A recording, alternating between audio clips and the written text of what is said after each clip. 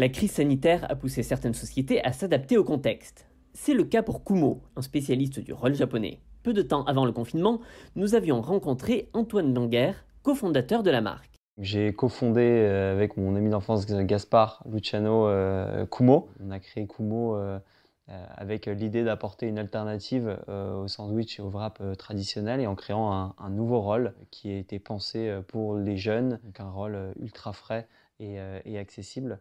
Donc il est composé, vous avez le roll sous ce format-là, et en fait toujours composé d'une même base de riz vinaigré avec une feuille d'algue et à l'intérieur des ingrédients frais et une petite sauce. On a du riz italien, une feuille d'algue qui vient d'Asie, donc c'est des produits qui sont difficilement trouvables en France. On a goûté et c'est vraiment très bon, très frais et très généreux. C'est meilleur que la très grande majorité des produits que l'on trouve dans les principales enseignes de maki et de sushi.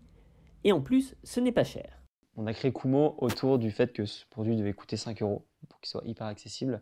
Et donc aujourd'hui, en fonction des recettes, on oscille entre 3,90 et 6,90. Alors on a commencé à commercialiser les Kumo en distributeur automatique ultra frais. L'idée c'était de pouvoir être vraiment accessible et d'être directement installé dans les universités ou dans les écoles ou entreprises. Mais voilà, avec le coronavirus, les choses ont changé. Avec moins de monde en entreprise, dans les universités ou les centres commerciaux, il fallait se réinventer rapidement. Qu'à cela ne tienne, Kumo débarque ainsi avec sa cantine située près du canal Saint-Martin.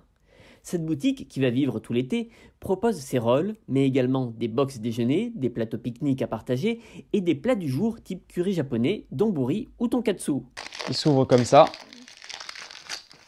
Et ensuite, il vous suffit de le déguster comme un sandwich. Et en fait, à l'intérieur, comme je vous disais, vous avez une base de riz avec des légumes frais et une petite sauce. Ici, en l'occurrence, ce sont des rillettes de thon avec des carottes, du concombre et de la salade. Voilà de quoi se mettre à l'heure du fooding japonais facilement.